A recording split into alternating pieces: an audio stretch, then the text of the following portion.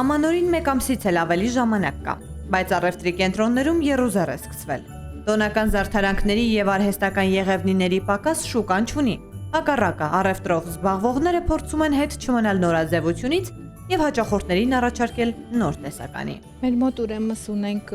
մի քանի տեսակի տոնածառներ, հիմնականը սիլիկոնապատ տոնածառներ են, լինում են նաև սիլիկոնի վրա ձյունապատ տոնածառներ, լինում են լույսերով եւ առանց լույսի։ Ամենաբարձրակարգ սիլիկոնն է սա, պատված տոնածառը, ճյուղերն էլ բնականին նման են։ Ձյունապատ տոնածառն էլ նորից նույն ձևով է պատրաստված, ինքը ավելի խիտ է լցոնված ձյունով եւ լույսերով։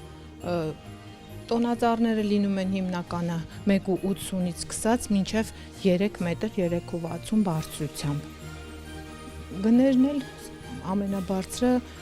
մոտ 350-ից մինչև 100,000 իջնում։ Լույսերի արժեքը այս բան չեմ կարող ասեմ, որովհետև հենց իր հետ միասին գալիս է, գործած է հետը,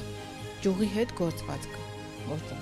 ու շատ հեշտ է հավաքելը տոնածառը, ինքը հատիկ ճյուղերով չի, ձողի վրա